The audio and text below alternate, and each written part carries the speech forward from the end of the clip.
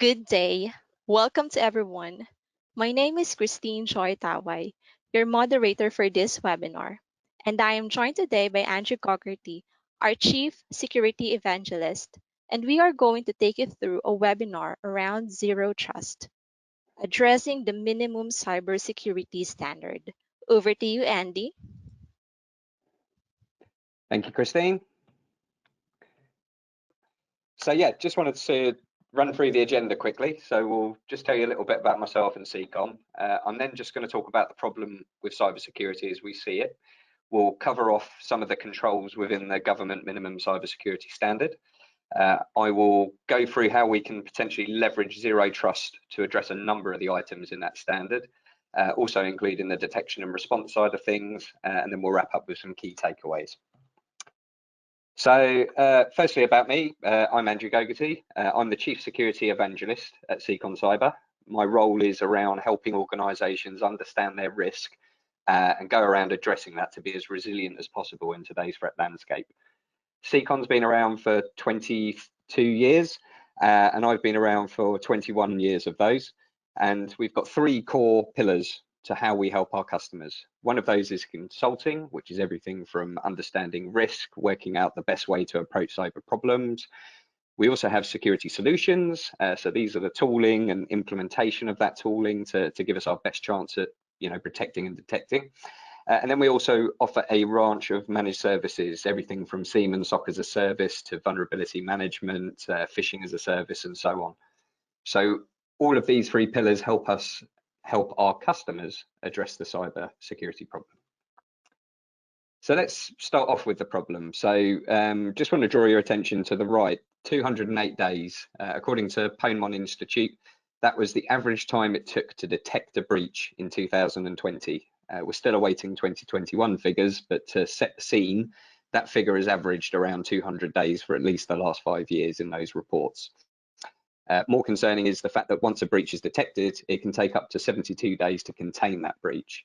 And we've seen some very high profile examples recently, such as Hackney Borough Council and Redcar, who were impacted severely by ransomware and grounded their organisations to a halt, and obviously had some significant cleanup costs and the impact associated with that. So the problem, unfortunately, isn't getting better, it's getting worse. So 2021 was a record year for zero-day exploits. It's highlighted in our 2022 predictions report, but ultimately there were some very high profile zero-day exploits which really caused problems for organizations, with the most sort of recent one being the Log4j, but we also saw Microsoft Exchange vulnerabilities and so on. Ransomware is tip of everyone's tongue when they talk about cyber. It continues to impact organizations, and there's no silver bullet to that approach. It's all about implementing best practice and making sure that you're minimizing the risk should something get through that it can impact your whole organization. And while all this is going on, partly due to COVID, but it was already in flight prior to COVID, is cloud adoption is accelerating. Organizations are both leveraging applications in the cloud, but also infrastructure as a service in the cloud. And this has created some new security gaps on its own.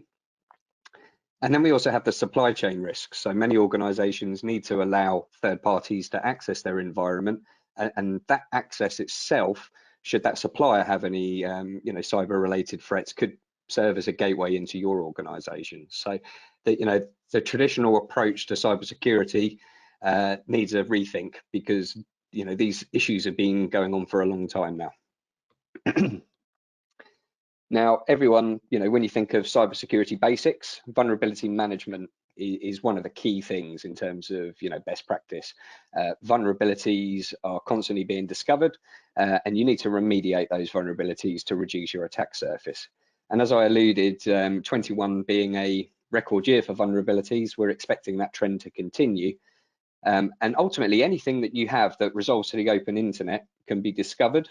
If it has an unresolved vulnerability on there, the hackers can exploit that and use that as a way to enter your environment.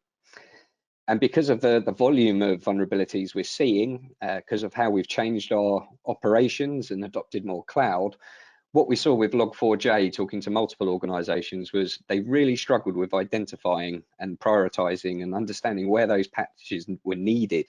and that takes time and effort, but also there's risk of missing things.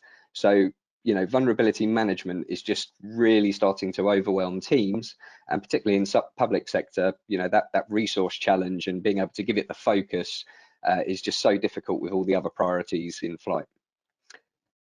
So one way of approaching vulnerabilities is to go around and continuously find, prioritize, and patch. But what if you can actually eliminate your attack surface by actually making your applications invisible on the internet to buy you more time to patch? I don't advocate not patching, but if the cyber criminals can't find it, they can't attack it. So that's just one food for thought as we progress through this webinar today. COVID, accelerated everyone's requirement for remote access. With the lockdowns, and remote working is likely to be here to stay. Organizations have recognized that users can be trusted to work from home. They are still productive, and business and organizations can still go about their priorities. But unfortunately, with those vulnerabilities, over the last 2 years, there's been a significant increase in the number of vulnerabilities on the actual VPN gateways themselves. And I've got a little snippet here about the Fortinet VPN account hack. There was a critical vulnerability. It actually been around for circa 18 months, 2 years, and got weaponized last year. And as a result, hackers were able to actually get access to those VPN gateways and steal credentials for over 500,000 user accounts. And once they have those, they can use those accounts to gain access through that VPN gateway into your environment. The other problem with VPNs is it actually connects your users to networks typically. And the challenge there, should one of the devices accessing the network via VPN have a ransomware variant on it or any kind of other threats, it actually enables that malware to traverse into the network and spread to other devices in the network. And when I alluded to the supplier risk, if you need to let third parties in and you're doing that via VPN, again, you have no control over the security of their environment. And should they have something nasty on one of their devices, that could serve as a gateway into your environment as well. VPNs are also known to be operationally intensive. We alluded to the vulnerabilities. You've got to keep patching them. They can be problematic for users. And what about your web and cloud traffic? Are you backhauling traffic back to your gateway to route out again? Is that the most efficient way? Or do you have visibility gaps over those cloud applications that your users may well be adopting? So, minimum cybersecurity standard. So I work with a lot of public sector authorities. Not everyone's aware of this. So this is a standard by the Cabinet Office that's actually came out in 2018. And it's a set of standards that the government expects you to adhere to and try and exceed where possible to try and protect your data. And note the term minimum as well. These are the bare minimum that you're expected to do. Ultimately, it's around understanding where your sensitive data is, controlling access to that data, both from a user perspective and also the device that's being used to access that data, and then understanding the systems that are storing that data and making sure that they're protected against vulnerability exploits. I'm sure everyone on this webinar can read. The actual terminology from the standard is on the left there, and I've just summarized that for you. So we spoke about zero trust. So zero trust, it's a terminology that's been around a while, but I've put in front of you now the principles of zero trust.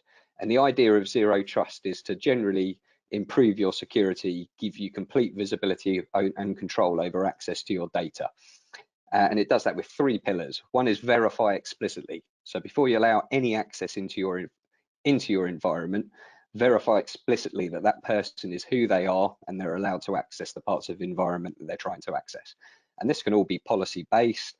You can have that explicit verification using things like multi-factor, the device they're coming from, and the location.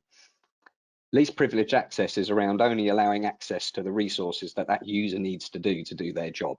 So you can use a zero trust solution to enforce that and ensure that users are only accessing what they need to do, not just based on their job role, but also based on the security posture of the scenario of that access. So is that user logging in from an untrusted location that you don't normally see? Is that user's device vulnerable to patches and it hasn't been patched against the latest critical threats? Has it got security tools running? Is it a trusted device or is it BYOD? And depending on those variables, we can govern what type of access those users have. So you could give them a limited level of access if they don't meet your minimum standard, or you could block access, or you could allow access. And all of this stuff can be based on the user, their location, and the device itself, and even the type of data they're accessing. There's no such thing as 100% security. So one of the principles of zero trust is to assume breach. And that's going back to those 280 days that we spoke about earlier. You know, once you have your protection layers in place, you need to monitor for anomalies and try and detect unusual behaviors which could indicate a risk of something more untoward going on in your environment. This enables you to respond faster before it becomes a problem, but you can also use this data to improve your defenses. So those are the principles of zero trust and how it can help you get that visibility and control.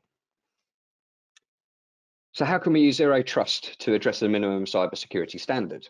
And I'll talk about some of the benefits of zero trust. So I've replayed the requirements over on the right just to make it easy for everyone, so you don't have to rely on your memories. But ultimately, if you look at this diagram on the left-hand side, we've got this concept of a zero trust exchange. It's almost like taking that castle and moat approach and moving that firewall into the middle between your users, third parties, and your resources. And your resources could be on-prem, so these could be on-premise applications, it could be file servers on site, it could be in your private data centers, but it could also be public cloud. You know, you could have applications that you've built and moved into Azure, even G Cloud, or even Amazon Web Services. It could be a combination of all of those, and also SaaS applications. So what we're doing is actually building that layer of security between the users and devices that access your network, whether they're trusted or untrusted, and your resources. And then we're able to set policy based on that access. And it's not actually providing a VPN, it's a user to app secure tunnel. The benefit of that is effectively we make your applications invisible on the internet. We hide that attack surface. All of your applications now will only make an outbound connection to the zero trust exchange. So there's no way a bad actor can even ping your applications. If they can't ping it and they can't find it, they can't scan it for vulnerabilities and they can't exploit those vulnerabilities. So eliminating that attack surface and helping you buy time to patch vulnerabilities as they come up. Now, I don't advocate not patching, but it's just giving you that extra time to be able to do that patching without having to have unplanned downtime and all the other fun scenarios that happen on a day zero outbreak. Because when your users are accessing your resources now, they're not on the network effectively. So should one of your users have unknown malware that's not been detected by any of your security tools and it's a mass propagating ransomware worm, there's no way that that worm can traverse from one endpoint to another because it's not connected to the network. So should there be a breach, that endpoint is isolated and you can, obviously using one of the principles I'll cover later where you're detecting threats, you can go and remediate that device without having to worry about your other devices being impacted. And because all your traffic is going through this zero trust exchange, it's the perfect point to enforce policy, not just around access, but we can also enforce security policies, scanning for malware. We can also enforce data leak prevention policies. So one of the requirements is to identify and catalog your sensitive information. You can build policy around that once you've classified it based on the user, based on the type of information, and so on. So we can help you address 4 of the minimum requirements within the minimum cybersecurity standard just by using zero trust.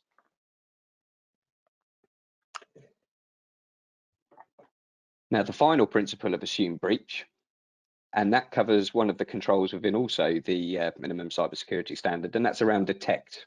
It's an expectation that departments shall take the steps to detect common cyber attacks. And the only way you can beat that 208 days to detect that time from breach to actually detecting it is by bringing together all of your log feeds, all of your alerts from your security tools and correlate what's going on.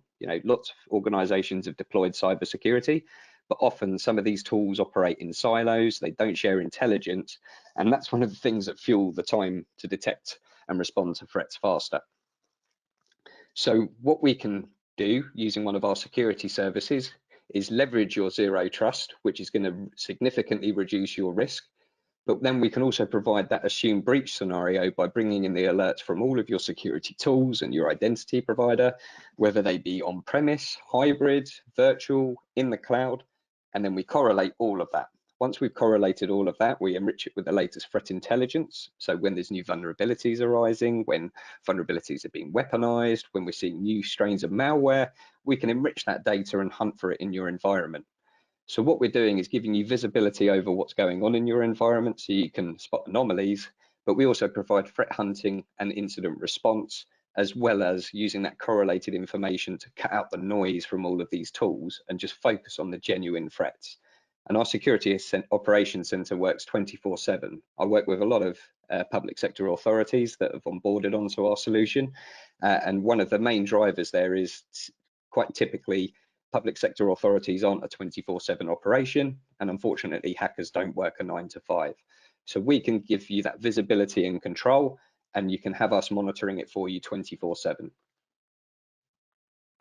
And just talking about our security operations center, I alluded, 24/7 service. We've got a team of highly skilled security incident responder teams. They're all certified security analysts using the latest next generation tools.